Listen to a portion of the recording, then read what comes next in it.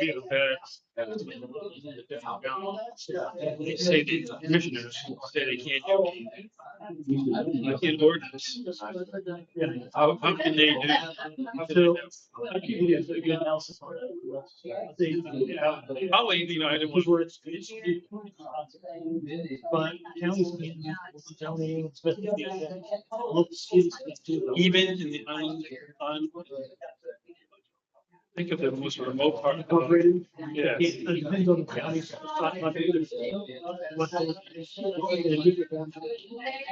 Whatever I can't get them.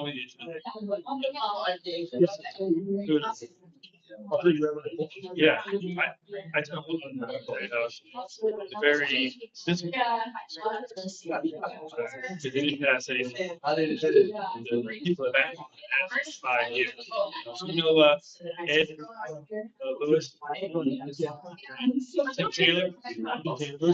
Yeah.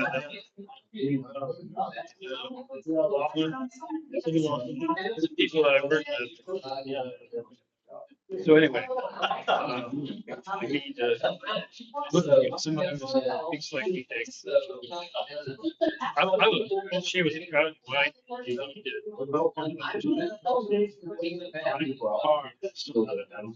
2,507 acres of contracted council.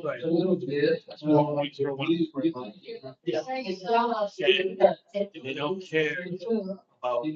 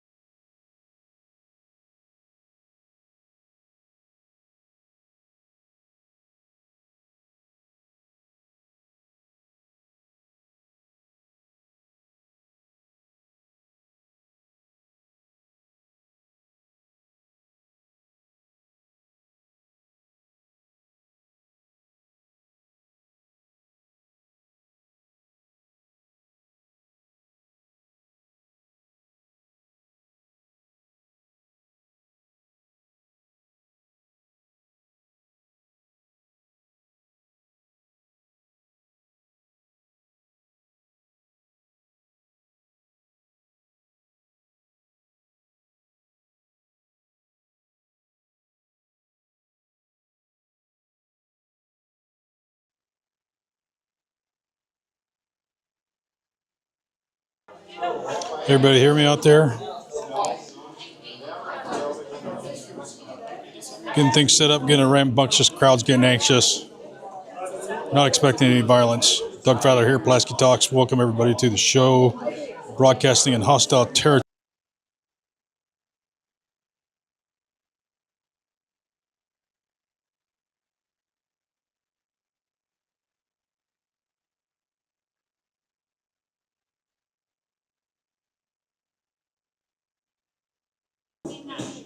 So everything seems to be going swimmingly.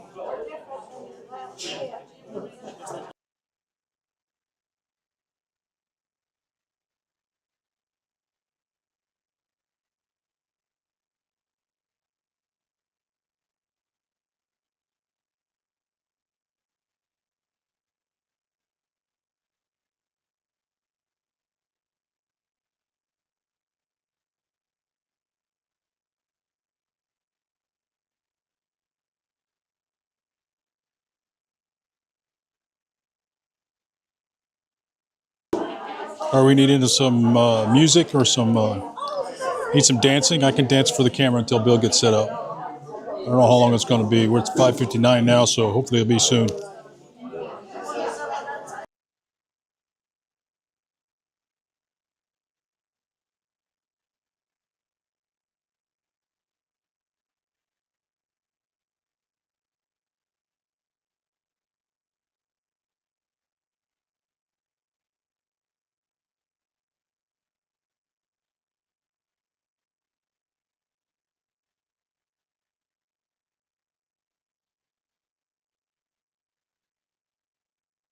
Just holler at me if you need me to come up there. I'm not shy. 50% chance I'll.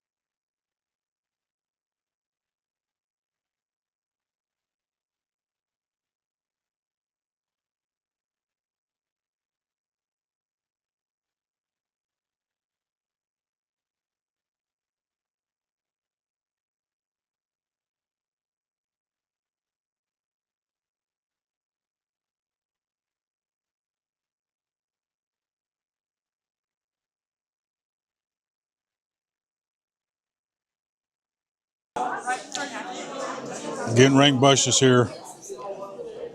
Crowd's getting settled in. We'll start working, broadcasting when Bill's ready.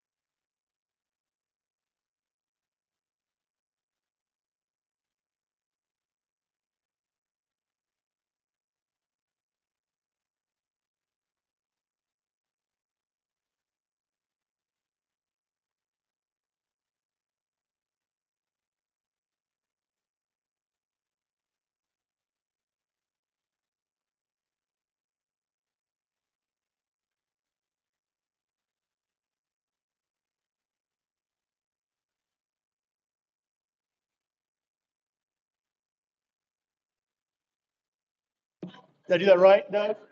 Okay. Thank you guys for coming out to our town hall on data centers. I think we'll start with Pastor Pat, lead us in prayer to start the meeting. Father God, we thank you for this time of gathering together. Thank you, Lord, for a community that wants the best for the community and the people. Thank you, Lord, for representatives like Bill that have a heart for the people, the community, and for your heart. And that's what I wish for, Lord, and I pray for, and I know we all do, that the will of God be done in our lives. And we just ask you to direct and instruct us in this meeting tonight, in Jesus' name. Amen. Thank you, Pastor Pat. Thank you all for coming out tonight. I think we're going to have a really good discussion. I'm going to give you kind of my thoughts and my impressions and things that I'm hearing and things that I'm personally thinking about and see coming on the horizon with the big tech companies expanding data centers throughout America, really, and a lot in Missouri. I appreciate it. We started with prayer. I said that before. As I try to figure out what to do, I'm somebody who reads history a lot. Lincoln said that. I've been compelled to my knees where I felt like I had nowhere else to go. So I believe that, like, if there's an overwhelming problem or any problem, it's good to ask God for help. And that's something we can learn from history to do that. And I've said that at some meetings when people go, well, I don't believe in that. And I say, well, it's okay. It's the United States of America. You got the freedom, but that's something that I believe in. That's something I do. And I think that the problem with artificial intelligence and how much things are going to change, and the problem with data centers coming to rural Missouri is a big, complicated problem. And everybody I talk to has a little bit different spin on it. And sometimes I'll talk to people who are they're big companies, they have a totally different spin than farmers I talk to. There are people who are on the far left of the political spectrum and the far right of the political spectrum, and they seem like they have the same concerns, right? And so I'm listening to that. Before we get going, I kind of get into it. I just want to thank everybody who helped us tonight, the staff. We got Laney, Robert, Marcy. These folks are amazing. They're organized. And let's give them a big round of applause for setting the chairs up now. And I'd also be remiss if I didn't mention your state representative, Tara Peters, who does a great job for Rolla. She's right at the back, and Tara's back there. Welcome, Tara. Okay, can you go to the next slide, please? Okay, let's keep going. We'll go to the first. Yeah, we'll start with the quick stuff. So what I'm going to do is I'm just going to talk about sort of what I think, an attorney by trade. I'll talk about kind of legal background and an engineer officer in the Army, so I can talk about a little construction stuff. And then as somebody who studies a lot, so I can tell you kind of what I see as I'm studying and go over that. And then when I'm done, I won't take up the majority of the time. I'll just kind of go through some slides and give you some thoughts, let your mind kind of think. I'll give you my opinion about what I'm concerned about. And then what I really want to do is what I think the job of the legislature should be to do, which is for each of you to get a chance to say, here's what I'm concerned about, here's what's on the horizon, here's what I think about the world that's changing. And so you can participate in the process. And then us, the state legislators, that we're listening to you, and the policies that we implement are based on what you, the constituents, are telling us. That's really important. And an issue like this, Not only as, can you explain first what the ostensible values are of these data centers and why they're going to be so spread out? okay. Yeah, give me a second. I'll go. Absolutely. We'll talk about that. So, and just like that, we want to hear your questions, but I also want to hear what you think that's not working and what's not right. There are a lot of people who are very upset, and I think it's a mistake for people in government, people in big corporations, to not listen to people and understand and listen to why they have concerns. That's one of my big concerns and why I ran for government in the first place, is that everyday people just get run over and trampled on and not listened to. And I'm trying to change that a little bit by having this town hall. Because you've got policymakers, you've got community leaders in this room, and we're going to have a discussion where we can, take what you say and bring it back to that part of policy. So so start with the context of what is a data center. So you can say data center. 20th century, there's a guy named Claude Shannon. He invented this thing called information theory. And information theory reduces all information that's conveyed, whether it's audio, visual, concepts, writing, into a bunch of ones and zeros. Right? So every idea you can think of, any concept, anything you communicate, there's a way to express that through a series of ones and zeros, right? It's information theory, binary code. And so when you watch something that comes to the satellite on your TV, or you see a signal that comes into your cell phone, or you FaceTime your grandkids, that's all information that got translated to something else that's recognized with your brain. And we know that that information has expanded more and more because everybody's got their stuff back up in the cloud. Because the data that your phone is processing, the metadata, there's just more and more data being collected on all that. And I'll talk about one of the concerns I have is just not just that, it seems like what's being collected on everybody's phone, that's increasing more and more. So there's this huge advance of all this information about every single person, their communications, what their business is doing on the internet, where they're making phone calls from, their movements now as part of data is being collected. And then simultaneously, there's this demand created by the capacity for the rise of artificial intelligence. And a lot of people now use artificial intelligence, especially students, especially business people. They're using Grok, they're using Claude, they're using ChatGPT. And all of that information that computer program that you're putting in there, it's getting smarter by learning from it. And it's also taking everything everybody's saying to it, and it's putting it into this vast information of like our artificial intelligence understanding. So it has more capacity to do things as time goes on, and it collects more information about everybody who's typing in there.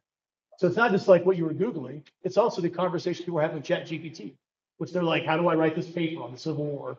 I'm having trouble with my relationship with, my relative. What advice do you have? How to make my business more profitable? Not everybody, but more people are using that more and more. And so, the sophistication of that model changes, and I'll go through this real fast. It changes so fast that what that computer system could do a year ago, it could do 100 times now. And then in 6 months, they would do 100 times more computing power in terms of what it can think, what it can process, how it can learn about people. There was an experiment in the legislature last year. People were asking ChatGPT to characterize the personalities of people in the House. And they showed it to me. And what it did is it went through every Facebook post we've ever made. It went through every floor speech I ever made. It went through every media, which reminds me of also newspaper back. It went through every media comment I ever made. It took all of that, and then it analyzed my personality, everybody else's personality, just in a few seconds. So in a few seconds, that program went through a whole person's lifetime, almost whatever they thought, and said, this is what we know about this person. And it's actually pretty scary. Because that demand drives more and more. And so there's big tech companies, primarily Meta, Facebook, Google, Microsoft, and Amazon. And they're creating these big houses of storage that have the capacity for artificial intelligence to gather this data, to have this processing power, to create more programs and bots that do activities that will replace humans in a lot of jobs, but do all kinds of things that can be programmed to all kinds of things. And they just collect all this information on everybody. So that demand is increasing more and more.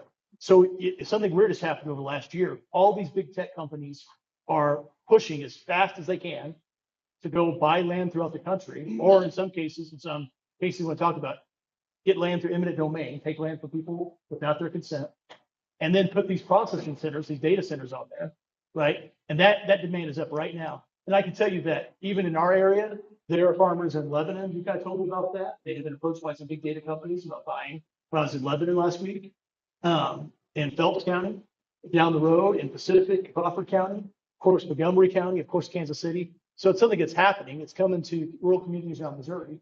And that's kind of why the demand is driven. I'm not so happy about it. I'm opposed to what's happening, opposed to what's happening to our farm. I'll tell you the reasons why. But the argument for that is that this will facilitate this AI revolution. It'll solve all these problems. It'll solve medicine. It'll make your life easier. It'll solve everything. It'll solve math. That's the argument for it. And so, and I'll just distill this to what's happening. What's happening is there's a farmer who has land, and if the land's not being taken by eminent domain, which should never happen, in my opinion, a big tech company will come and say, we'll offer you $20, $30 million because we need this 10,000 acres, right?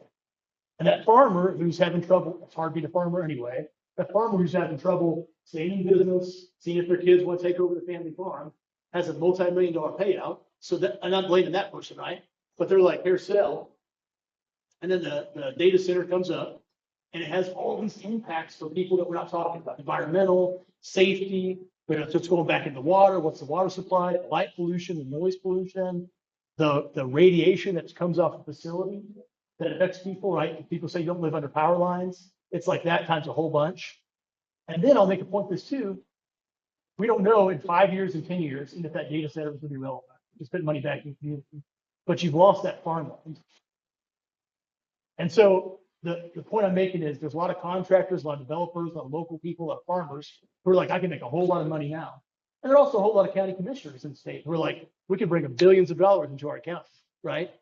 And that's their perspective. And there's a lot of pressure for them to do that because property taxes, all these costs are like, oh, it's money. We need money. But in the long run, are you affecting the health of your constituents? Are you hurting their health? What about property rights? What about your neighbor's property rights?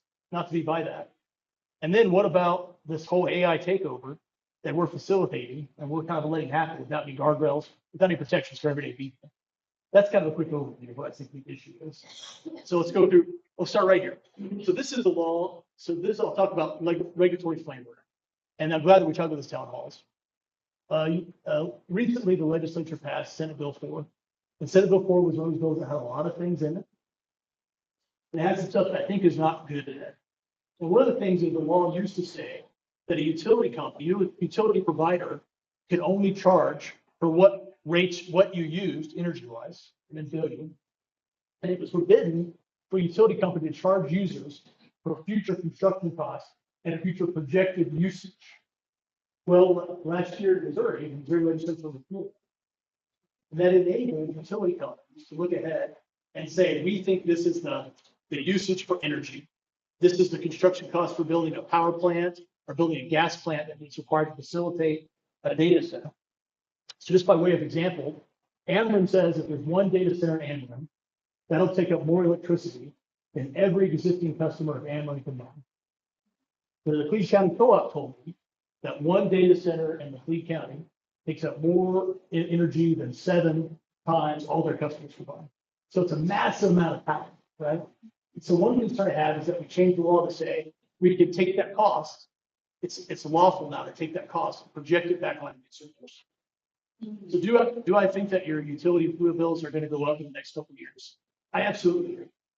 Right? And people argue about, well, this will slow it down, this will, but your utility bills are going to go up because the demand for energy has gone way up. So what causes price? Price. The demand is going way up through data centers, through increased usage, through more AI, right? The AI that has electricity requirement, there's a hunger for electricity. But the supply is not increasing, right? We have supply strength for petroleum, there's Venezuela, the Strait of Hormuz, there's bottlenecks, there's developing refineries in the United States. We're not increasing the supply, but we're increasing the demand. And so that naturally causes cost to go up. The only way to drive down price is to increase the supply, increase competition for something. So the projected use, that's a problem for consumers. That the utility bills can go up for construction costs or for estimated. And as I'm going, I'll say one thing that I would change and had a bill that change it is to replace that law, go back to the law we changed back to utility companies can only charge you for electricity that you actually use. So when the month's over, whatever kilowatt hour you use, that's your bill. There's many things we could do to drive that. There's one simple thing. Just make it so you're not being charged for future usage. And everywhere I go, people appreciate that. That they should be charged for electricity they're using, not what the projected future power is. Because one problem with the data center is you might project this future power usage, your costs go way up, and then in 5 years that data center is obsolete because of the rate of change. And then the county and the city and the locals are left held in the bill with something that was very expensive, but they're not even reaping local benefit, or whatever benefit there was. That's a problem too. Next slide, please.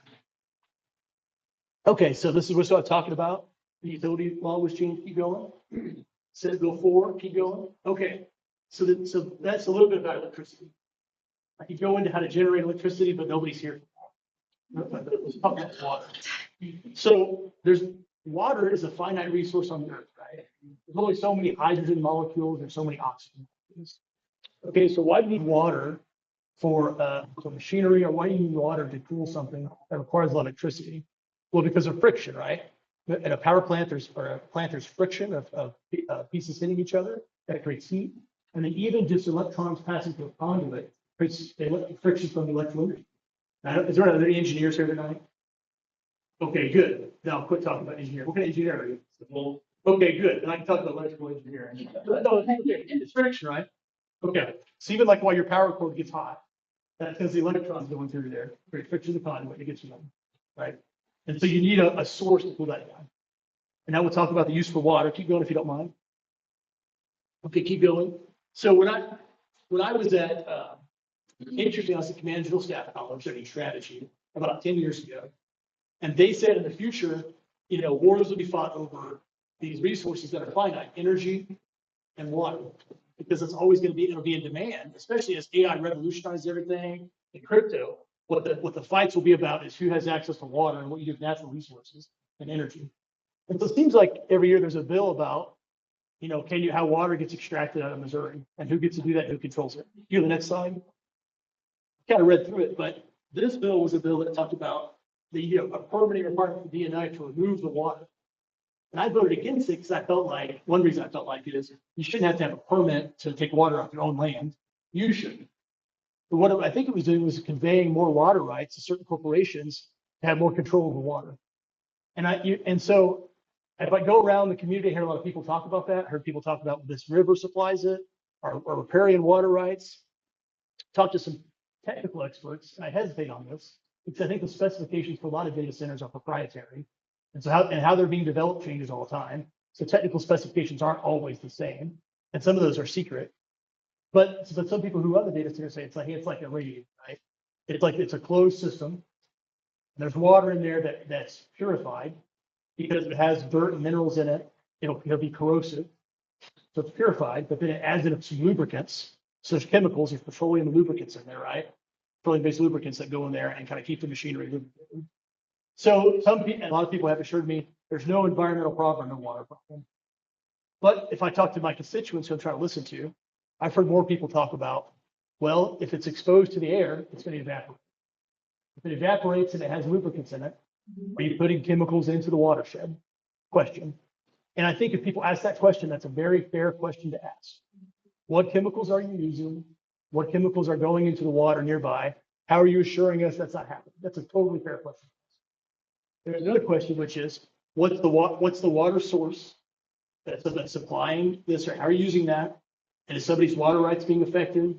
Is in some places where it's very arid in America, a lot of the voters there, the people there are really worried about water is always already a problem when we have less rainfall in Texas or in Arizona, something like that. So those are kind of two big issues we associated with. How is electricity being generated? And then here's a fair question two people ask, like in Lake Tahoe.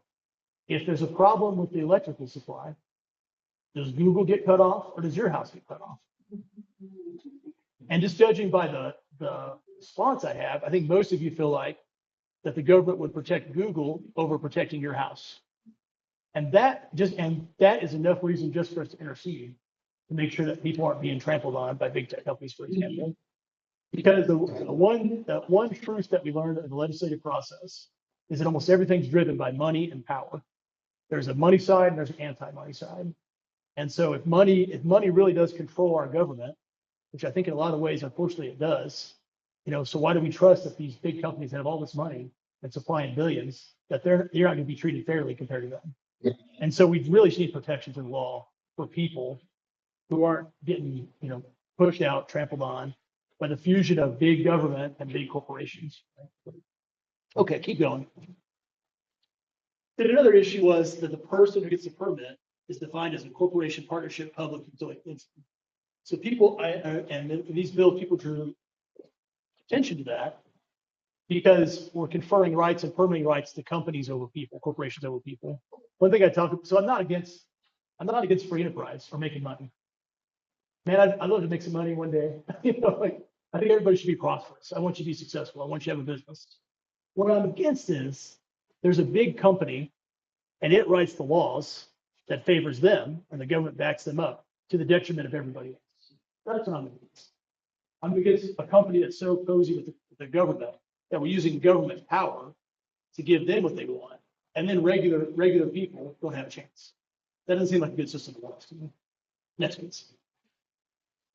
Okay, keep going. Keep going. We talked about that. Okay, now I just want to know hyperscale data centers like warehouse, enterprise data centers, within businesses, coalition data centers. So somebody talked about what data center can be put in a trailer truck. I've heard that. a data center technically could be, I mean, technically there's type of data center in the laptop, right?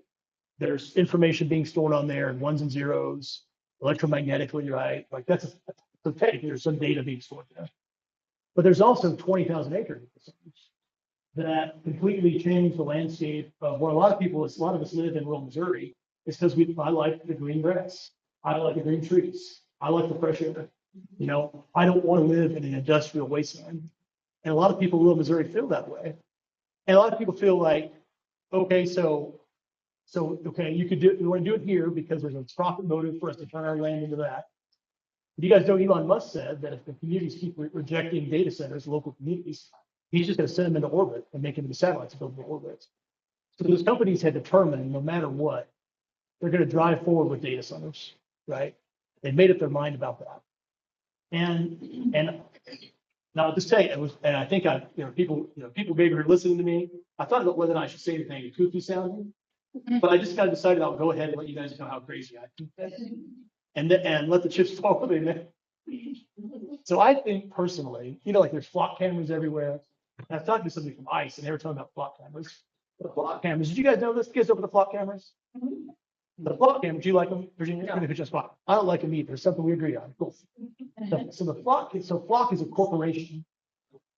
And you have something to say on that with us? I have a request. Yeah. You're doing a great job. I'll argue. You've got some good information. If it wouldn't strain you too much, if you can raise your volume 10 or Okay. 15%. I need it. I don't know how many else need it. I'm not complaining. I'm just saying, if you could be a little bit louder, I would appreciate it. No, that's good feedback. I'll try not to yell at everybody. Can you hear me now? No, I appreciate that. I will do that. Is that better? Yeah. If I stand right here, is that okay for you, Doug? Okay. So Flock is a private corporation. Some years ago, the state of Missouri agreed to get transportation money to agree to let the Flock cameras come up around Missouri. And there was one here and there, and they had facial recognition software and license plate, right?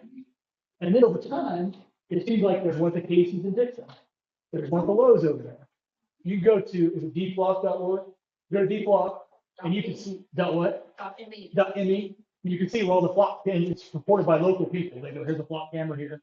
You can see that they're popping up everywhere. Now, some people say it's a violation of the Fourth Amendment. And the tricky part about that is that the Fourth Amendment's only violated by the government. So if it's a private corporation and it's on private land, that person gave them money, it's hard for somebody to sue and say my Fourth Amendment rights are violated because it's technically corporate action, it's private action. But here's what's one other wrinkle to it. It's on private land, it's collected by a private corporation, but all that information is given to the government. Because I tell you right now, the federal government can tell wherever you are at any given time. Not only that, and this is not conspiracy theory, this is true fact. They can tell where you are when you drove by it, who was in the car, and they could go back in time. And they could say, where were you 2 months ago on that data? There is a surveillance network of cameras around the state, and it's monitoring where everybody's going. And that is being fed to the federal government law enforcement agencies. No doubt about it. Now, here's my question. Is all this capacity that we're getting, this is one example. I'll give you 100 examples. Here's one example. Is all that computing capacity we're getting and storage capacity we're getting a record of where everybody in the United States is driving, for example? Probably, right? Probably. And so there's so much information. There's so many phone calls people are making. There's so many things people are working on for their business or for school that it was just too much information for anybody to weaponize against you. But AI comes along and all that information can suddenly be made sense of. And we can weaponize against that people who are enemies of, the political enemies of the government that exists, against whomever. The point isn't who you're weaponized against. My point is that shouldn't be weaponized against you. So we have this true surveillance that we're kind of going into. With all the information on your phone, all the information when you're driving, what you're doing, there's no way to escape it. And at the same time, we're having more authoritarianism, but we're using corporate power to increase government power. And what's the consequence of that? I think that people are just going to be controlled, used to control the population, like in China. In China, you create the social credit system. But it's not a made up thing. It's trying to have a system where if you're a good citizen, you get to have more privileges as a citizen. You say the right thing and do the right thing. And you are, being a good, good steward, responsible, and that you do more stuff. But if you criticize President Xi too much, if you're an irresponsible citizen, your ability to own the business goes away. Your ability, in some cases, to fly on an airplane goes away because your score is too low with the government. And that's what China does right now. And so, I'm a conservative. I've talked a lot of length on what I think that means. I think one definition I think it means is that the government doesn't lord over me or have the right to tell me how to live my life. That all men are created equal, right? So there's some stuff the government can't do. I'm a person. That's one definition of conservative. We limit the power of government. But we're in an era where we're giving the big tech companies and government so much infinite power. And very few people are talking about that. And that's a concern to me, right? So that's something that if I get to stay in elected office, and I may or may not, it's up to people. If I get to, that's a major priority of mine, is not stopping business or progress, but protecting the rights of people and their humanity, keeping up with technology to be weaponized against people and trampling on regular people. It's a huge priority, man. Okay, keep going, please. These are places where data centers are popping up over the country. Next slide. Talked about freshwater. Here, I kind of wanted this in the most recent presentation. I won't go too much into technical specifications. Here's why. Because I think a lot of the actual technical specifications are trade secrets of some companies, right? You can't get the blueprints. I think that's true. I think that the actual technical specifications, when continually change as technology changes, and technology is changing faster than ever. But just suffice it to say, right now there's a huge power requirement. There's a significant cooling requirement.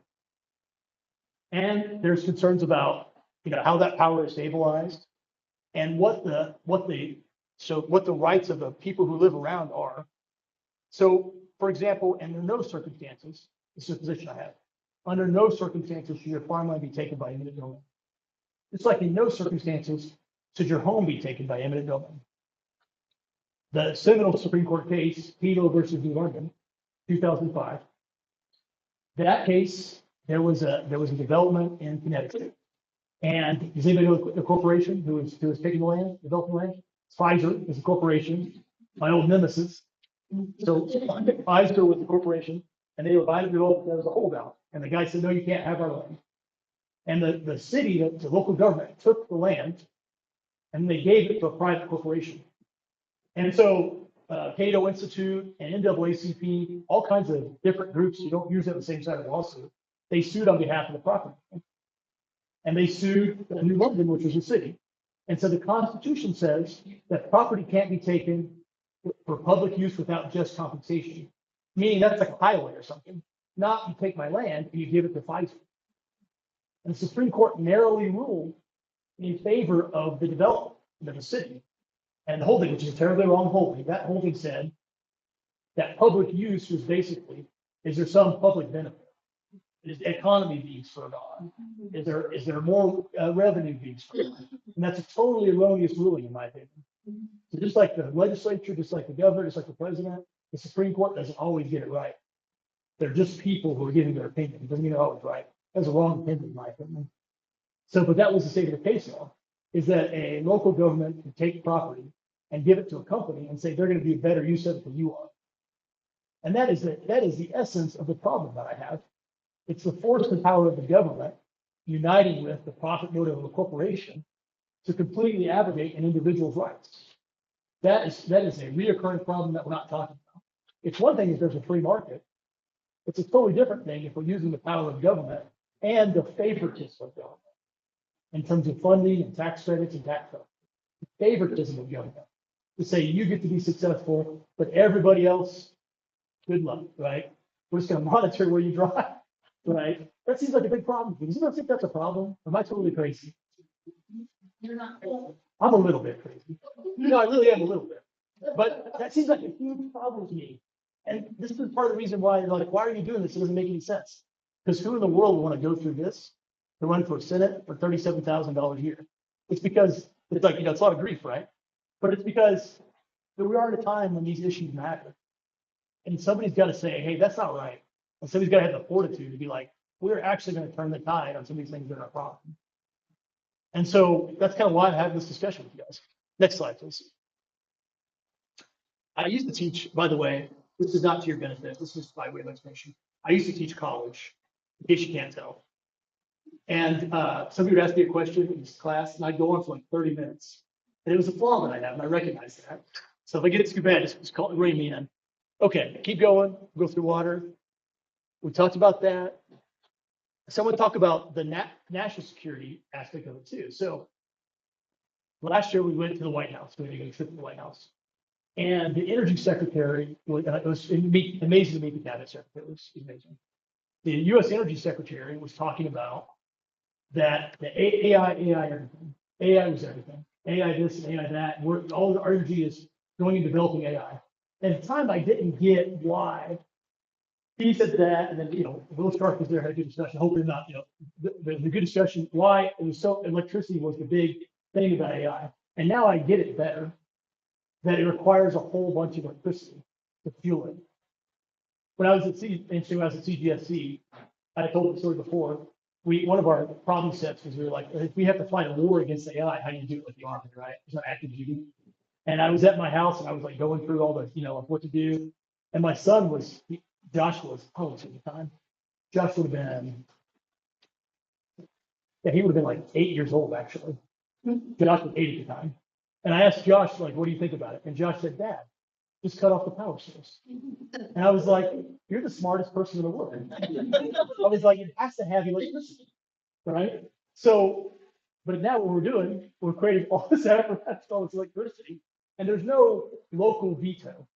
That's the problem. There's no human veto for what's happening. It's just got to run amok and do its own thing. And some companies and some governments are going to control it. But that seems like a big disparity of power between those companies and those governments and you. So we talked about that. We said, what's the big deal with AI? Aren't you afraid it's going to change? It's already changed what people think and how their brains work. It's already changing the way, how reliant people are, if they can write, if they can do math, like all that's already changing. Aren't you concerned about that? And also, are you concerned about if it's weaponized against us? And the administration's position was, other countries are developing this right now too. And it's getting smarter and smarter and smarter. So if America doesn't, then China's just going to wipe us out, basically. That was the point. And honestly, as a national security guy, that's a compelling argument. That if we stop it here, another country will do it. I listen to that argument. But that argument doesn't mean to me that we need to do what we're doing, which is like destroying our farmland and creating this surveillance apparatus over American citizens and having literally no privacy and no liberty, the direction we're going. Like, I think those are still very valid arguments. But that was an interesting point of view they had, that it's just getting smarter and smarter and smarter. And so, and one thing that you can read about this, it's an open source study that I've been told, is that by 2030, the project of next year, artificial intelligence will solve all math problems. Every math problem couldn't be solved by, right? Have you heard that, David? You haven't heard that? And I was at a conference in March, not missing votes, but I was missing votes at the conference. And they brought it up at that conference too. They had these models, and they said all math is going to be solved within a year. All math. So that's very strange because my brother spent like a decade on his PhD in math. He spent like a decade trying to solve one math problem, right? Which I told him I solve hundreds every day. I really problems, but he was trying to solve this one math problem for like 10 years. My brother's Sam, so super smart. AI is going to do all of that in the next year. All the problems we haven't solved. That includes encryption. So the data on your phone is encrypted. The data that's stored in the police department is encrypted. The data on your computer is encrypted. Your iPhone encrypts it. Signal encrypts it. Because what's that? There's encryption for what's there on servers. Every government server, every hospital server. If encryption is solved, that means that ubiquitously, any computer system will be able to hack any other computer system in the world. And the technology we have today, nobody will ever stop it. That's one reason why the Pentagon is so spun up on this. It's that AI is going to solve all encryption. But what does that also mean for you? That means that your life isn't your own life, he says you know it. And I guess is one reason I wanted to do this tonight is I wanted to hear from you what you thought about that. Doug. Great example. I asked AI, what questions should I ask Bill? Yeah.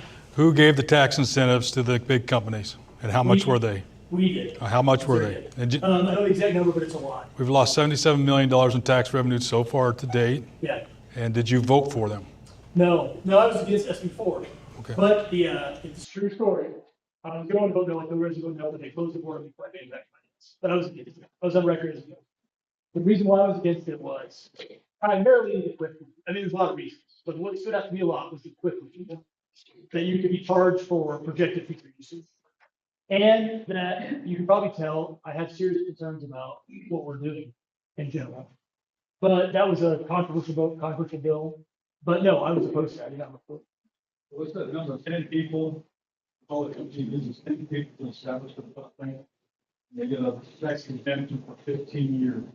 Yeah, You can imagine. yeah, that's right. So you got to think. I mean, something to think about, and I'm just trying to be realistic here. Is whenever a lobbyist comes and talks to you, somebody's paying that lobbyist, right? And by the way, to all the lobbyists listening, I'm not saying like you're not saying you're bad people. I'm just making this observation. Like there's a lot of information to learn from people. Everybody's got a perspective. I think you should listen. I'm just making an observation. There's that much money in the person who's lobbying. There's that much money in the political donations. There's that much money in whatever. So in order for a business to decide to do that, does anybody own a business? For a business to invest millions, that means that the rate of return has to be greater than what they're investing. So what's the government giving that business back in terms of tax incentives, in terms of appropriations? And who's paying for, but this is why I was against the state aid bill. Who's paying for the tax incentives you're giving to those companies, the specialized tax credits? You guys are. Because you're still paying your taxes. Right? So you're paying for, so who's paying for it? You guys are paying for it. But unless Jeff Bezos is in this room, Mark Zuckerberg, you guys are paying, right? So if you are, great, good job admitting that stuff. That's cool. That's not my point. The point is that well, the way we're treating people is super unfair. Because all the loss and all the liability, all the risk of it, and all the harm, and all your freedom being taken away, and all the costs of people who are working. And by the way, somebody gave me I got a campaign donation today. And the guy was talking, he's like, hey, we're construction workers. He goes, we sit there and we work all day, and blood, sweat, and tears. We thought you were good to us. And I go, thank you, I appreciate that. Like, it wasn't bad, I think it was a bad thing. He was just like, you treated us good. And he's like, but what you know, we're construction workers, and it's hard for us to earn this money. We use our blood, sweat, and labor. And I was like, I appreciate that. There are people who work, and they're striving, and they're struggling, and they're being crushed. And those are the people I'm not talking about. Yeah, thanks for that point. Okay, let's just keep going. Get the video. Let's do the video. You guys want to watch a couple videos? Probably done to as we talk. Okay. I hope it's loud enough. Sorry for the one from the back. This is a cold water compressor in the kitchen. This is where I fill up water for storage. Those are the things we have to fill up to flush the toilets. So you can see the sediment from the data center. Wow, and that's just from the water coming out of your faucet. Yeah, and this is what's in all the pipes. Just the wheel itself is probably 20,000. Yeah, and the All the places, the fixtures and pockets, and the lines that come underneath the house. It's overwhelming because you really feel like you are up against this huge wall that you can't penetrate. There's nothing that you can do, and they don't care. I'm here in Mansfield, Georgia, driving by Meta's new 2 million square foot data center facility. Facilities like this are being used to power things like ChatGPT and other AI tools that are becoming integrated into our daily life. Data centers can be a very hot item. This entire supercomputer is built to power Grok. We see data centers as the most exciting asset class. Meta is building a 2 gigawatts plus data center that is so large it would cover a significant part of Manhattan. But data centers come with big costs, from light and noise pollution to the environmental impacts to the potential rising cost of energy bills. These facilities put extraordinary demand on the power grid and require entirely new infrastructure.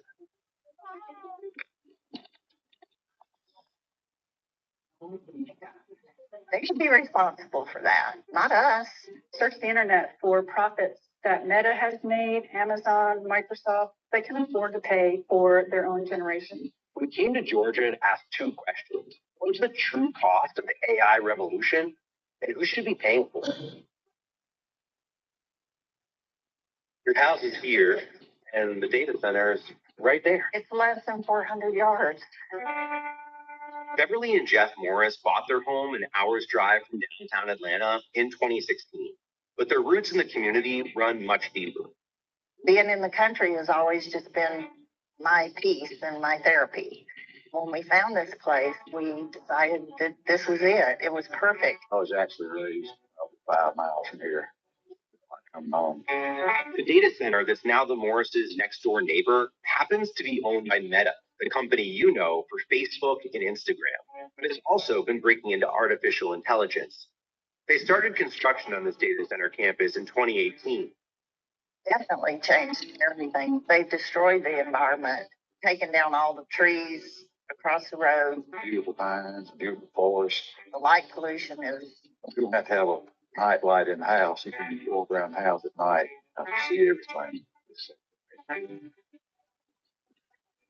This is a video of the dust from Facebook where the construction was. Out my front door. The wind blowing in all of this stuff from across the construction, across the road. It's all Yeah, I was standing on my front porch. I think eventually that affected our well water. We're on a well here, and we started having issues with our well. In 2018, I have to replace the hot water heater. I've replaced 2 washing machines and a dishwasher because of the sediment that's coming in. A lot of what the Morrises are facing is from the polluting effects of this massive construction.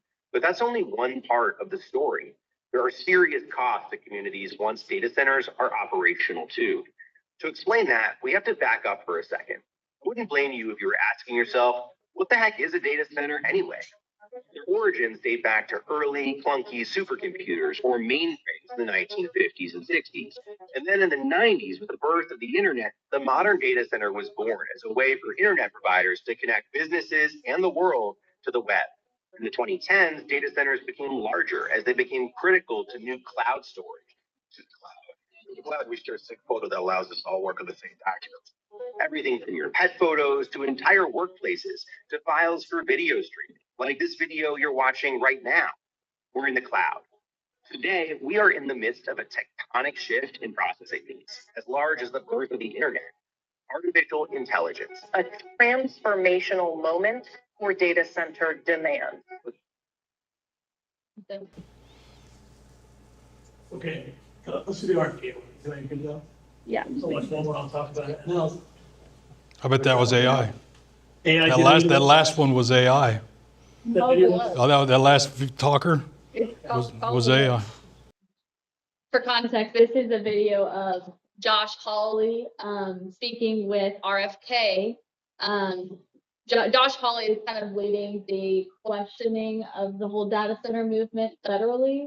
So this is him having a conversation about the health risks when it comes to the data centers. being built in the United States. Over 3,000 are already in operation. When I go home now, I get asked all the time by people who are big Maha people. I get asked constantly about the health risks around these data centers. And I honestly don't know what to tell them because I don't know what the science is, but I just want to rehearse this for you. I'm going to show you a picture of a data center. This is in North Kansas City. I mean, these are massive. This is going to consume, I think it's 700 megawatts of power. That's enough for 300,000 homes in 1 year. But I get asked constantly things about electromagnetic fields. You know, this is like having these data centers, like having multiple high voltage transformers all located in one place. Is that an increased cancer risk? I have people in my state who worry that it is, who are now living next to these data centers. They worry about decibel levels causing things like headaches, migraines, vertigo, other neurological disorders. My question to you is this something that HHS will study to look at the potential health effects here so we can get a handle on what is a health risk, what's really not a health risk, so that we know what we're dealing with when we're talking about thousands and thousands and thousands of these being built, not just in my state, all over the country? Yes, sir. And I just want to say that I've litigated on this issue. We produced over 10,000 studies for the Court of Appeals, and I won the case to get SEC redo its regulations on EMFs. And you're right, there's a range of injuries that are very, very well documented. They're neurological, very, very grave neurological injuries, cancer risk, and then just the making the blood-brain barrier permeable so more toxins can get into the brain. The risks to me are horrendous, and but we are. I've asked both ARPA and the Surgeon General's office to either do meta reviews or to do base studies on this issue so that we can better inform the American public. For more When RFK came on as health secretary, somebody said to me, why is RFK Jr. a big conspiracy theorist? Which, by the way, conspiracy theorist just means wait a couple weeks, right? So they said, why is he a big conspiracy theorist? And I said, why is RFK Jr. a conspiracy theorist? Have you ever heard the story when he was talking about, because he was a little kid when his uncle was assassinated. And he came home from school after John F. Kennedy was assassinated. And at his house, his dad was the Attorney General of the United States at the time, Robert Kennedy. And the CIA director was there at his house. And his dad was confronting the CIA director, asking him if he did it. And that's like one of his formative memories as a little kid. And then, of course, his dad was assassinated after the president a few years later. So, of course, RFK would be a little distrustful of the government. Don't you think? Like, it makes a lot of sense to me that he would be a little skeptical of big elite power structures. But he made his living as a litigator, and he talked about that. And way back in the day, I remember taking physics classes. They talked about when your cell phone's up by your head, which I try to be good about. It's part of his job. But if your cell phone's up by your head, there's a bunch of radiation coming off your cell phone, right? And the cells in your body are held together, same like anything else, a positive and negative by energy, right? And the energy is messing with that. There's definitely a correlation to that in neurological things, no doubt about it. And the cell phones we have now put out more electricity than it did years ago. The new iPhones, a lot of that. And so if you have a power plant, essentially, or a power generation plant, how much electromagnetic radiation is it putting off? And what's the range in which that's safe? Have you guys ever been like, by a power line, you can hear it? You can hear that. You can hear that energy coming off of it. It's audible pretty much. All the electricity going through those. Well, how many more magnitude more times is a data center? And what's the health risk to the public nearby? And so identifying that, people identify that, and I've had a lot of pushback on this discussion. People go, well, you guys are conspiracy theorists. You just got to trust the government. Everything's going to be fine. Well, I mean, I work in the government. You should not trust the government, right? You should ask questions. You should love your country and question your government all the time. Okay, I went a little long. I was talking a little long. So what I'm going to do is I'm going to stop in that part of the discussion, and I just want to hear from you guys what you have to say.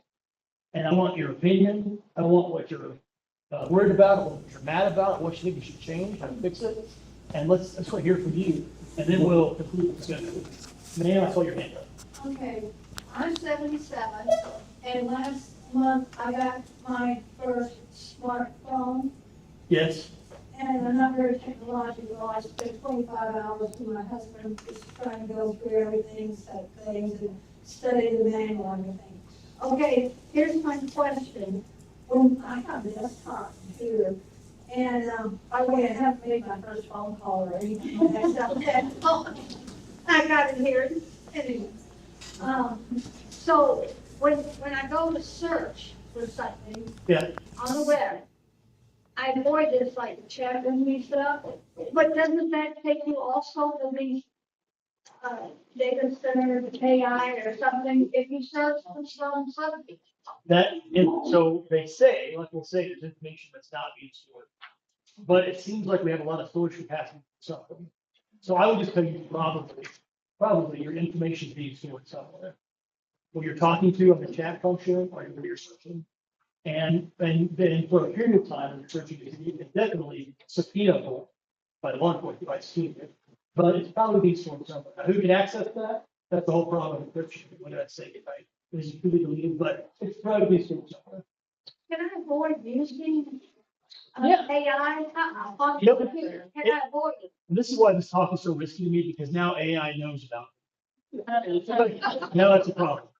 But, right, that's, yeah, the Russians, they had went to making everything in paper, like they did in World War I. Because they recognize that, and the technology that we know about, just like the stealth bomber really came out like in 1978, but nobody knew what it was back then that existed. And then the stealth bomber was so widely available, like in the 90s, people knew about that. That technology is 20 years existed, 20 years before, 30 years before the public knew about it. The rate of change of technology is so much faster. So the point is, the Russians probably know that other countries have capability of doing things that nobody can even imagine. You look at the Iran attack, look at Venezuela. American technology is way different. American technology now in Iran and Venezuela is as different from Iraq War I as Iraq was from Vietnam. Times whatever technology. So they're just using paper. Because they're not going to put things in text by emails, but like they're not putting things in emails. This is so everybody can read it. So so even if you turn your phone off, you're probably not sufficiently stopping your phone. Put your battery out, if the phone's different now, then you do that. So if you're by your phone, you're probably being recorded somehow. You could be recorded somehow. They can do this. The FBI record put that sticky over his laptop about 10 years ago. That was 10 years ago. The FBI record put that, said I won't have a laptop with a can on. Somebody can hack it and watch it. Same thing with your TV. Your TV too. They can watch you. So the technology's been, for about 20 years, the technology's been existed that can record you and watch you. It's smart to use your phone. It just was too much data for anybody to use. But now we have AI and all that data can be used. Yes, sir. So a Faraday cage Yeah. would stop it. I think you have to, right? Faraday cage stops electromagnetic radiation, stops the waves. Yeah, Faraday. Faraday invented the process for generating electricity in copper and iron and magnets, right? Right? Yeah, I think that's right. Why don't you tell everybody what a Faraday cage is? Well, you're probably better at telling than me. So go ahead. Well, you could take a modern phone and put it inside a foil bag that has no cracks or crevices in it, and the signal can't get in or out. That's what I understand. Yeah. And you could put your phone in one of those Faraday bags and turn it completely on or off, however you want to do it, and close that bag up and then try to call that phone with another phone, and it won't ring. Because we'll have you. It can't get the signal inside the bag. Yeah. So that's the only way that I can see that a lady like this, fine lady, she can turn that dang thing off. Or just have it away from you. Yeah, that made me think of the episode of The Office where Jimmy goes to store your phone and Dwight moves his phone off the roof. You see that? Yeah, really. Yes, sir. I have a question. The data center is your focus, but the preliminary step is solar. Yes. Okay. So I was very active this past year with my wife, testifying at the state, or the utilities committee, the energy committee, and the House and everything. Yeah. All right. And I heard stories that were terrible. All right. And you didn't want to talk about that, a lobbyist, but I'll do that with you later on. Sure. Okay. So all the stuff here's where I want to go. One of the big arguments would come back to you. They would throw it in your face, and they would be people that call themselves conservatives. Well, it's just like on your card here, property rights. You'd have somebody, you're trying to, I've been working on petitions, knocking on doors, and I don't want anyone to tell me where I can build my barn. All right. So how do you deal with that argument that we can't tell people what to do? My argument is, well, in rural Missouri, Marys County, there's rules about your septic tank. Right. Okay. You shouldn't be dumping it on your neighbor, right? Yeah. But I listened to these senators and representatives, and their argument was, by God, we don't property rights. We can't be telling anybody what to do with their land on solar. So I'll give you an answer, but that is the same question we had like in the 1970s. We were industrializing America, and the EPA came on the scene. And I think there is a little bit of a balance. I don't want anybody to tell anybody to ruin their property. I definitely don't want anybody to sell their property forcibly, period. But if you have a piece of property by the Big Piney River and you're dumping toxic waste into it and you're poisoning everybody else's water, then you're just not really exercising your property rights. You're hurting your neighbor. I agree. So, and there's also a thing in law called nuisance law, where like you can't play your music so loud that it shatters the windows of your neighbor. But if the person who I went to on the property, they couldn't say, well, it's my land, I can do whatever I want. And the difference is, that's John Stuart Mill's axiom, that your right to swing your fist ends at my nose. Right, heard it. So So that's a good construction of what my consideration of property rights is. That's your property. But when you start to hurt your neighbor, right? When you start to poison the air or poison the water, or you're damaging your neighbor's property, then that's not exercising your property rights. That person has an interest in stopping you. but they've been trying for 5 years now. Yeah. I only got on board this past year. It will suck you dry trying to fight, okay? Trying to convince the legislators about what you just said. And they've not been able, again, once more, for the 5th year, to pass anything that safeguards the interests of the individuals. It's not just the people who didn't sign a contract, even the people who signed contracts didn't know on the front end what they were signing themselves up for. Okay, they're ruining their own property, all right? Which is the community and the agriculture, this whole thing. So we're industrializing rural America. Yeah. Okay, but there's no industrial rules.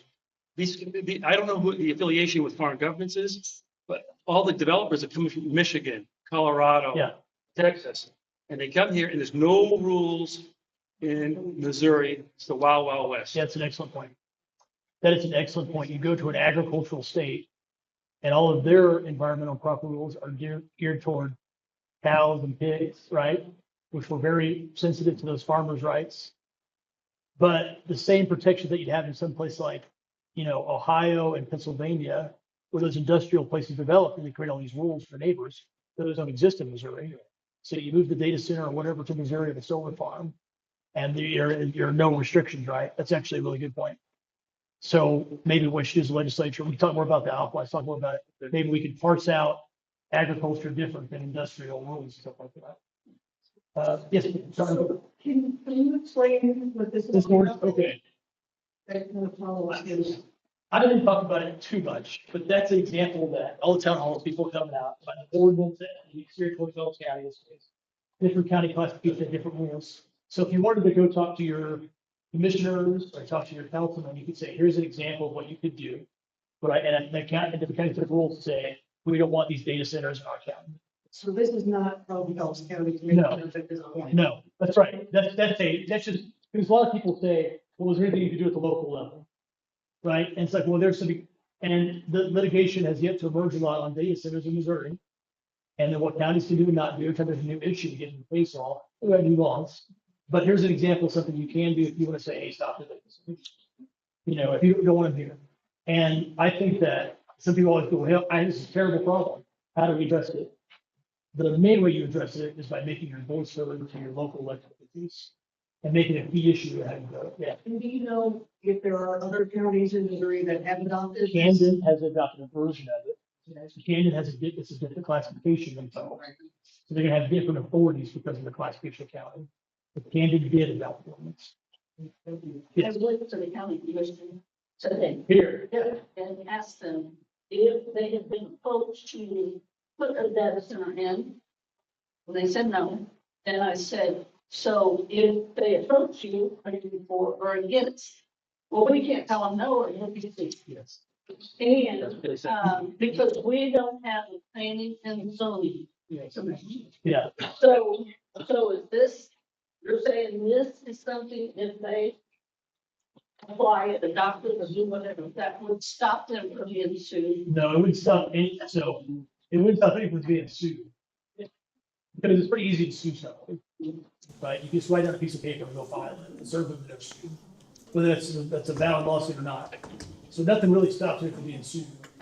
But would it be litigated over, be effective? Well, this example of, I think the counties should try it. If people in the county don't want it, they get a local government, they can try it. If they don't have a zoning ordinance, they can pass an ordinance like that. They're, like I said, the retired farmer, I'm not trying to blame that person. If somebody buys their home and they got the millions. But it's the same thing with the ownership of land. China came in, they were offering $20 million for farms and people were making rich. And that's great. I mean, about making rich, it's fine. But at some point you're selling out your country. Right. So that's kind of my point. At some point, you're doing what's in your best interest, but it's a tragedy of the commons because there's pressure to get rid of all this farmland, a lot of farmland. And throughout Missouri, big tracts of land are, including around our area, are being approached for potential developments of data centers because the demand is so high. And so just like that point was being made, you're looking to places where there's no rules, there's no building code, right? There's very little environmental rules, so it's very geared toward agriculture, which is a good thing in a lot of ways for the farmers. But so build it here before the state catches up and starts to regulate it.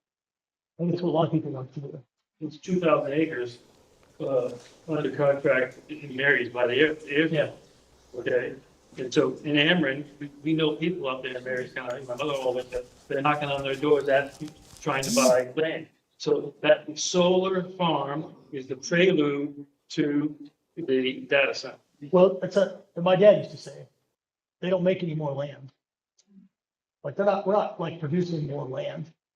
So the data center, if you build a data center, it's a huge data center here. Like I already talked about, there's a very strong potential. It'll be obsolete in 5 years or before that. Who knows? You can't model it because the rate of change is so different, but it'll be obsolete. And you'll have a hard time turning that land back into usable farmland. But in 50 years, what is the biggest commodity going to be in America? It's going to be land where you can grow crops and have cattle and stuff like that. That's the most precious commodity. If you think about how we industrialize, what eventually becomes super valuable, the green becomes super valuable, right? As we further go toward the industrialized world. Yes, ma'am. Oh, about the security risk. So when I went to the Capitol a couple months ago, we talked with a senator from Kansas City, and there's several data centers that are being built in Kansas City that are owned by Russia and China. Yeah. So how is that not an national security? I think it's actually a huge problem. It's a huge problem that we're dependent on China for manufacturing, even our military is. Big problem. That was an American policy, some Nixon and Carter about, economic dependence, so we would war with each other. But what it turned into, we can't make anything in America. Part of it's our rules in America, that China doesn't have the same rules. Part of it, we create a system where China makes it and we buy it. So both our countries are codependent. Well, then when President Trump came into office and started a trade war, tariff war, and we also got to talk to the Secretary of Commerce about that, Howard Lutnick. Is anybody, talk about Howard Lutnick, Secretary of Commerce? Quick story, and I'm always telling stories. Quick story. On 9/11, Howard Lutnick, he was going to go into the office. He had an office with his friends and family. And his coworker said, no, take your kid to school. First day of school, more important. So he didn't go to the office. He took his kid to school. And then the plane hit and killed everybody in his office. And he's the Commerce Secretary now. And he's a really smart guy. But he had a really good discussion with us about how all these chips in your car everywhere, they're all made in China. So what's going to happen if we go to a conflict with China? China, we're dependent on them. They can shut up on military, shut up everything. That's a huge problem. It's a huge problem if, like, your iPhone is manufactured in China. You don't think that China has a source code for your iPhone? Because every corporation in China is a subsidiary of the government. Every Chinese corporation has to give the Chinese government anything the Chinese government asks for. You don't think the source code to your things developed in China is in the possession of the Chinese government? That's a big problem.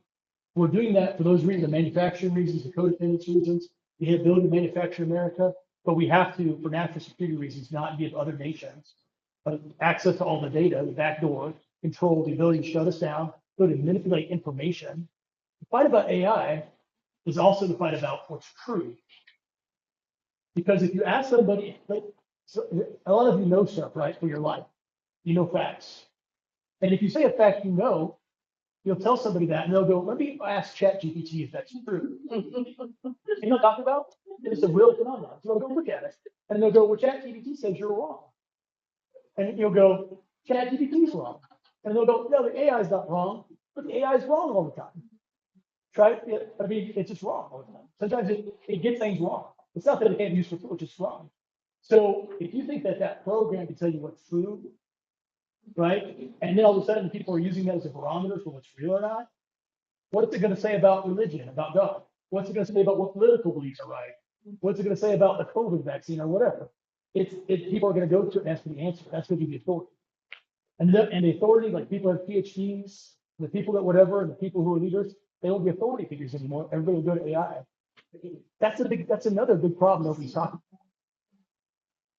Does that answer your question? Okay, I think Virginia. Yeah. So when you talked about turning it back into farmland, Yeah. it will take approximately 100 years to do that because the heat from building and solar sterilize the land down so far Yeah. that for the minerals and stuff to come back to the surface, takes about that long. I moved from a state heavy on solar. They're finding that out now. That is an excellent problem. You can't just take out the concrete and start growing crops. That's a great problem. You can at a house, but you can't on something like that. Yes. So you made a point about supervising, and that is very true. I was in IT and started back in the 90s. What was true in 1995 in the need was out of date within 5 years. And 5 years is actually a really valid number out there. I am frustrated with our state that we have not met with guardrails like something like this. We saw it quite some time ago. Well, maybe we as the public did not know. We knew. The people in IT knew this was coming, and then it was coming. And it's more, and it did because the people who make the decisions, the people with the money, and the people that do the building are three different abilities, and they don't communicate well. And so this is making somebody money, and they're going to talk really big and fast to you guys that are going to approve the payment. So we're getting systems that are kind of slapdash. I stood in so many server rooms, and no, they're not data centers, but and I've seen that they take that Cat5 port and then whatever's the shortest route and straight across, and it's not necessarily the most effective way where they've shoved a server in a corner that colors without the proper heating and cooling that we need because it was just faster over here in this one.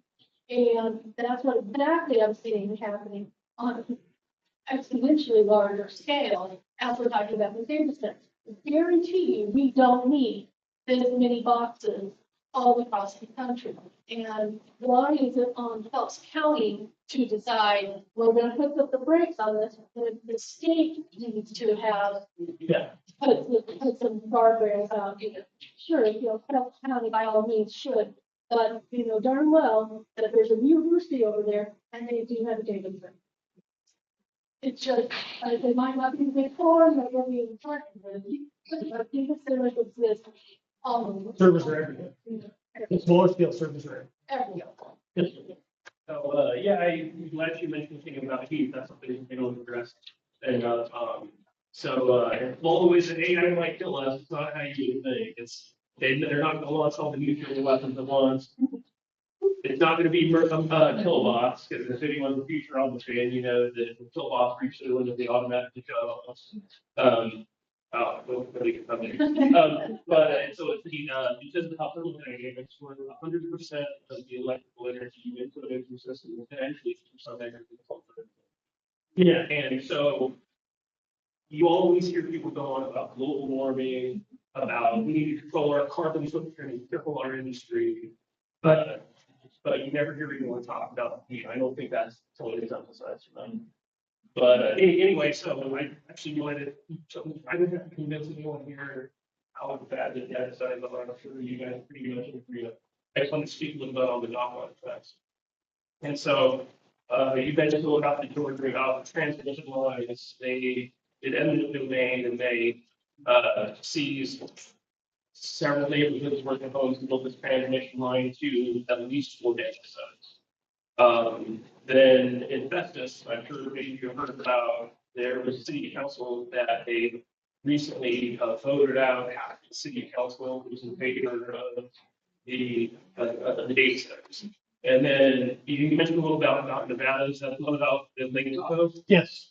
About, if any of you don't know about that one, there's a town where in May of 2027, their power company has announced that they will no longer be receiving power from their utility company because it's going to go to a data center.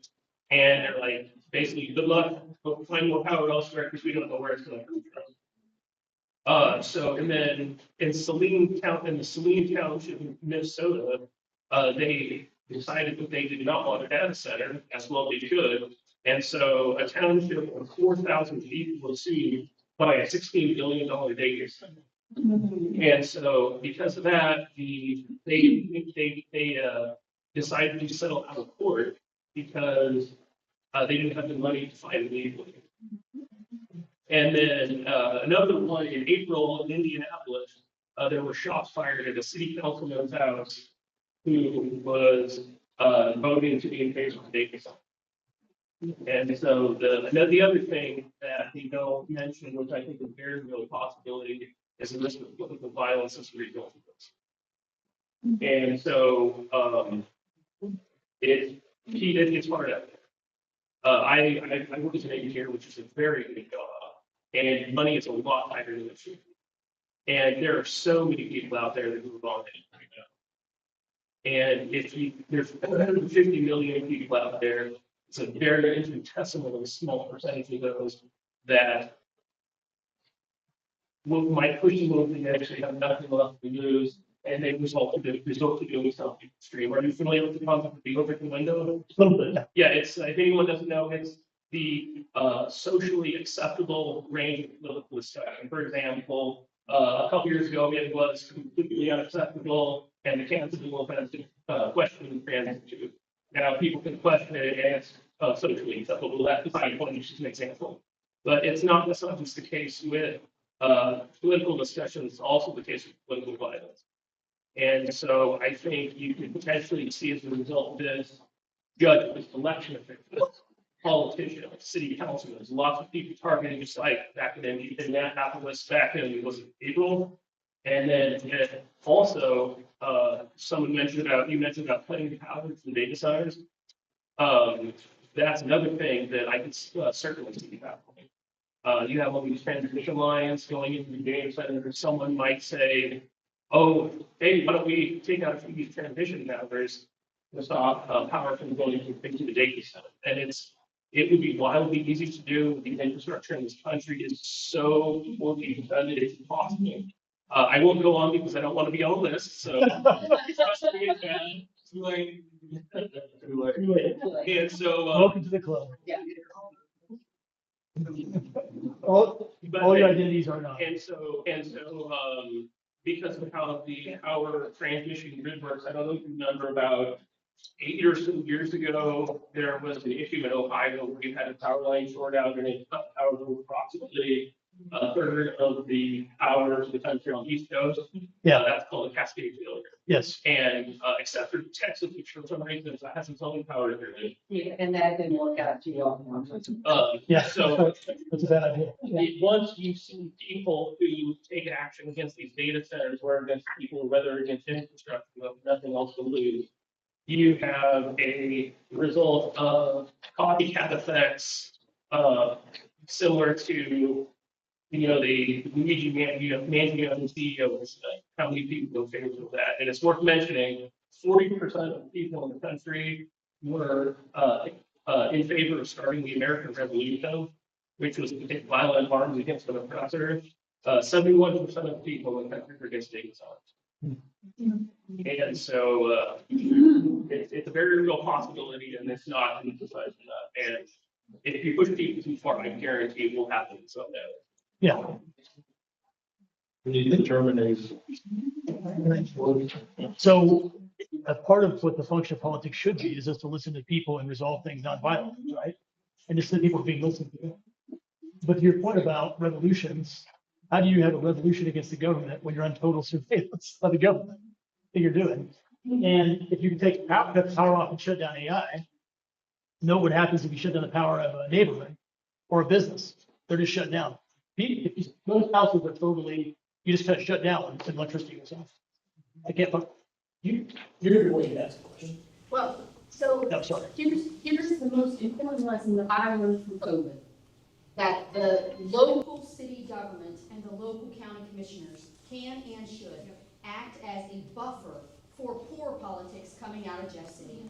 And Jeff City should and can act as a buffer for poor politics or lack of good politics coming out of his city.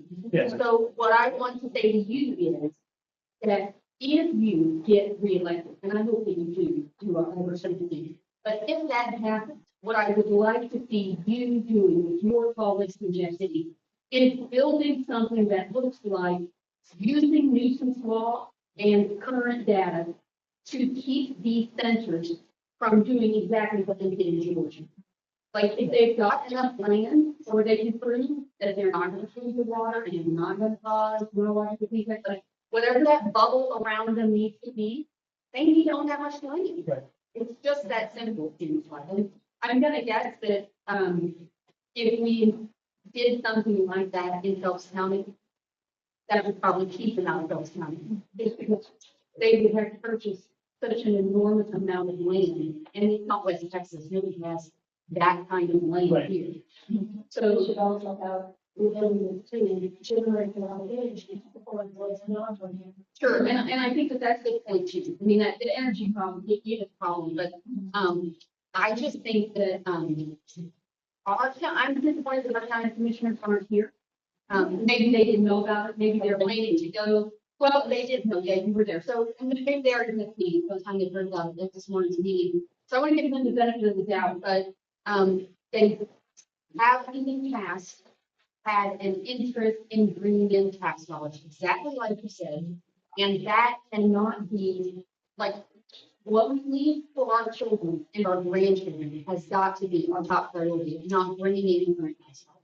Right, it's short-term value, so long-term destruction. Yes. 30 years. Thank you. Okay. So, about a year ago, I went to the county commissioners and I said, what's the story with the block cameras? There's one just after you cross from Mary's in Phelps County on Highway 63, and there's, you can go to the map on the flock website and see where they are. At least ones have been posted by the public. I said, and the sheriff happened to be there. I said, oh, good. I said, how do you get information from the block cameras that are in Phelps County? And the sheriff said they could query the data in the block system. And I said, do you need to have a warrant? And he said, no, but our personnel are all trained. We've heard stories on the block website that you read about, law enforcement tracking their ex-girlfriend and abortion. Right. Like that. So the Phelps County Sheriff is a customer for the flock camera data. Is government a customer for the large mega data centers data? And do they need a warrant? And is it discoverable for the average citizen to find out when they're querying this giant database? We can do that this. So one, we can create even if the Fourth Amendment doesn't require it, Missouri can create a warrant requirement statutorily. And we can create a guardrail requirements that they let somebody know if they're looking at their data that the watchers are being watched. Those are things we could do. There's lots of warrant requirements in Missouri statutes in addition to the search and seizure in the Fourth Amendment. So we could do that. I think that's a pretty reasonable first step. Is to go, if you're going to track somebody's car where their car was 6 months ago, maybe you go with a search warrant to a judge and say, looking for that instead of just a mass surveillance. That's a good point. Now, whether or not you need a warrant now, 14 minutes is a question, because it's not state action, right? All the rights and Bill of Rights are negative rights until the government not. It's a corporation development. But there are examples of when private action is subject to the Fourth Amendment. Entanglement, propinquity is the word that's used, but where it's so close. So in other states, people have sued on flock members, and there's ongoing litigation. And so in order to sue, though, you have to have standing, you have to be heard. Or you have to know that your rights were violated somehow. If somebody identified that, they could file a suit, and we can litigate with the Supreme Court. But right now, the federal government and state government's argument is that's no different than if Pam took her camera and walked around, which by the law you do, so you take a camera and walk around, film everybody, and then you wait and gave it to the police. They said it's not a 4th violation. And that's a problem because we're doing this on a huge wide scale. So at minimum, this is my opinion, at minimum, I can't figure out a way to ban them. We need to have, here's the judge you go to, you go look at somebody's data, and here's that the officer's not abusing that, to find their, and there's so, and more counties I go to, there's more examples of that. It's like the storefront example, or the whatever example, you were somebody who the government, that official didn't like, so he used it against you. If that's being done on a general mass scale, right? It's a huge problem.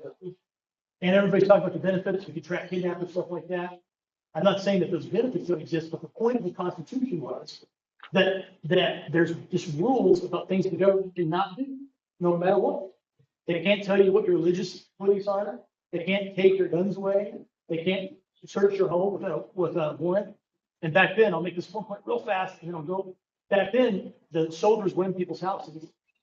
They were critical of the ground. They went to the papers and effects. They took their musket, right? And the colonists were really upset about that. We don't have that anymore. Now we have what's on your phone. That's your papers and effects. We have your privacy in your automobile, in your own home.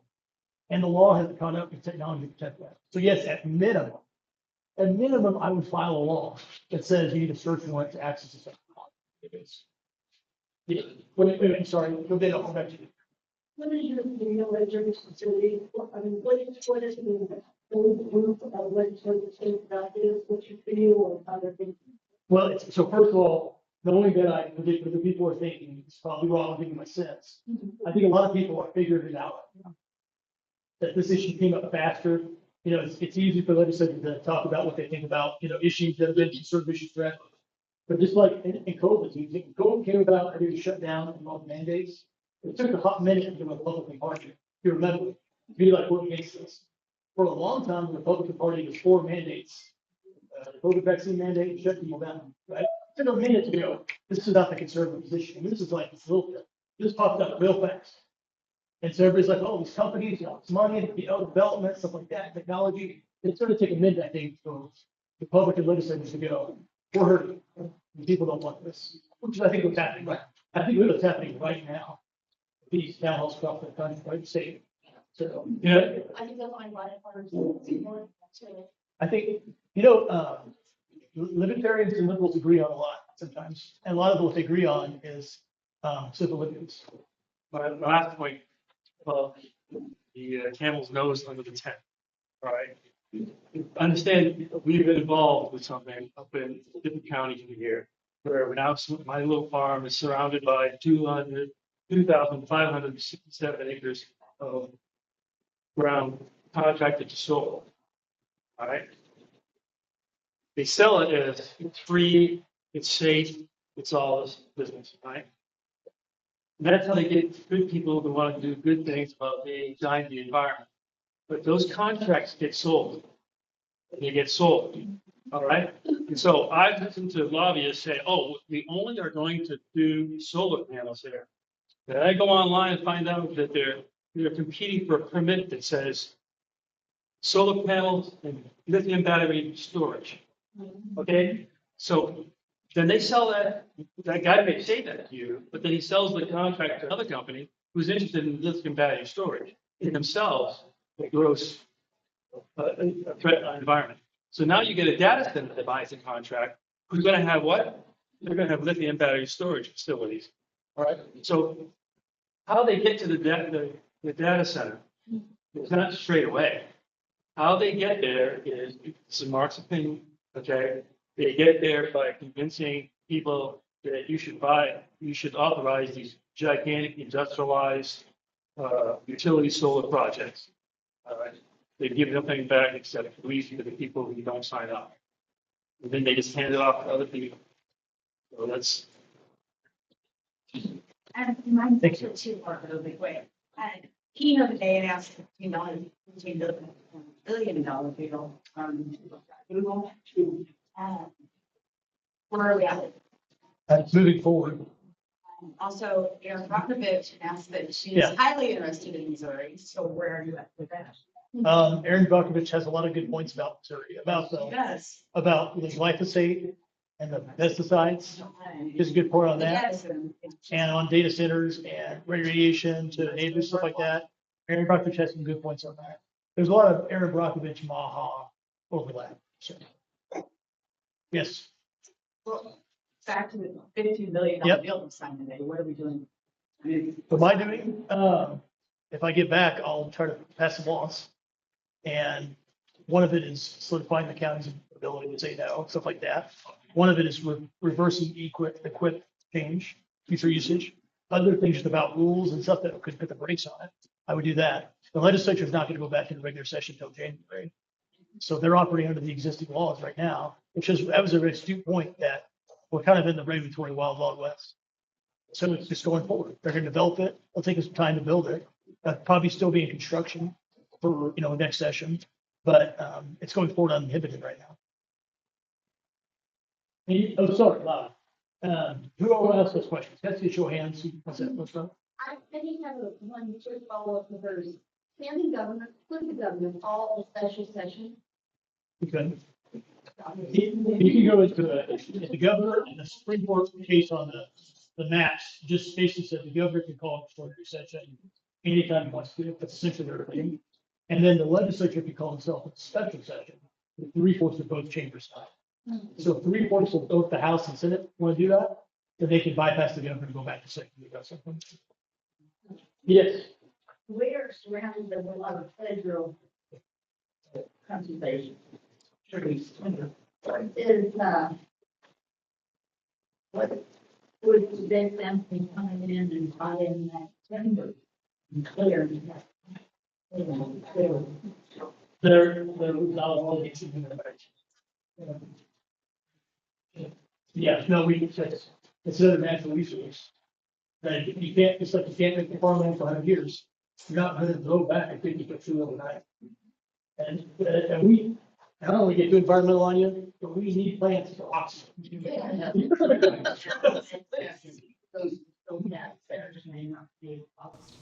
Right. It's very sci-fi. Sir? Many organizations, solar, data center. If you look at those organizations, they have contracted. How long has it been? How many years in the Senate? Missouri State Senate, Missouri City Legislature. They're getting paid some salaries for a reason, because of the relationships with community power. How do you combat that? So some people say that's a negative side of term limits. The people come in and they're fresh and like, I just want to pass a bill. I just want to pass a bill. I want to pass a bill. And somebody comes up and goes, I gotta go. And then they're using all their energy for that bill, right? I think that the way that I would say to combat it is for you guys to combat it by electing people who say, here's what I will stand for. Here's what I will do. I'll pitch you first over them, and then not re-electing people who do that. But the government you have is the government that you've elected. But you have to get people who are just up. Like, and that's the skill that I got. I don't really care if everybody likes me. You know what I mean? I'm not trying to make a lot more friends. I am like, I think that we're in a very rough situation as a country, and I'm going to do something about it. So I'm getting in the arena, basically. But I think these people who are not trying to make everybody like me, it's hard to be in politics. I know we got Doug and Karen. It's hard to be in politics because you wake up every morning with 10 people on Facebook thinking she'll die. You know what I mean? And you're like, what am I going to do with this? And then you're like, oh yeah, that's right. There's like a big problem. Somebody's got to get up and stand up about it and actually be tough enough that when there's pressure on you, and that's one thing I got going for me. There's a lot of pressure on you. You don't cave to the pressure.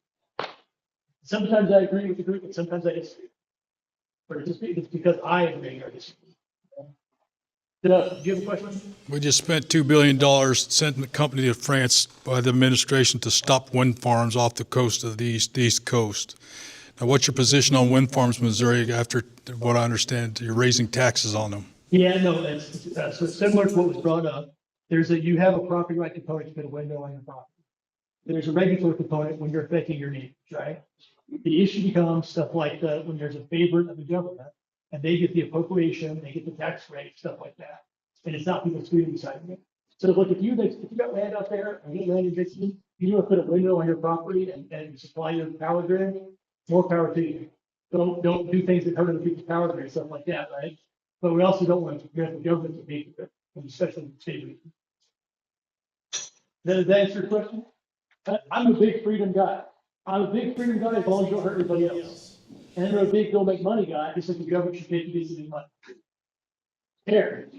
So the city of St. Charles is kind of a ordinance and the city limits. Yeah. So it can be done. I find it very disappointing if indeed our county commissioners need to reaction when you have about data centers, is to say we wouldn't prohibit them because of our concern is being reduced. Which to Gene's point was that was used very quickly to justify one of the shutdown and the others that were put in place during the time period that we now know didn't have to happen. They were living during the meeting. And quite frankly, we have to understand that this is going to be litigated at some point or another. So I do find it cowardly if that's the answer, that they won't even consider what their interest of the constituents are out of fear of being sued. I talked to some of the Phelps County commissioners today. It was a good conversation. I just said, I'm trying to do is I'm trying to listen to people and we can learn about what action to take. I don't think that they've made up their mind. And I'm not trying to speak for anybody. This is my impression. They've made up their mind how they want to approach these days issue. But we're having a conversation now. So there's an ordinance. Maybe they can try to adopt it, maybe not. Maybe they have a different idea.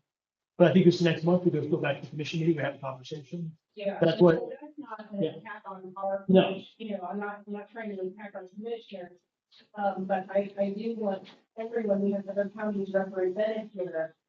If your commissioners, if that's their initial reaction, then we need to continue to have those conversations in our community that it's something that we're concerned.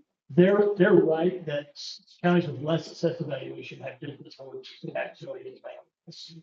There are different authorities for ordinances for different size counties. That is true. They're also, I think there's a good point that this is a new thing. Counties have been trying to ban data centers before. So there's risk, there's litigation risk. There's regulatory risk, there's market risk, there's litigation risk. But my point is that we should be willing to take some risk to price them. Especially if the people of Phelps County say, hey, we don't want this. Then from the city council to the county commissioner, to your state government, to the executive branch, they should support your decision to keep those out. That's my point. When something is new, it's like the lockdowns. And some states they sued and Richard Whitworth could have a lockdown in Michigan. But Neil Gorsuch was getting opinion to Las Vegas, they shut down church, right? There was a new thing, there was litigation, it's different law. But you never even get to that point of litigation unless somebody pushes back. So go ahead and try it, push back if you're concerned. And then it's a fight you can fight throughout the next couple of years. Are you guys tired of hearing me talk? You did a good job.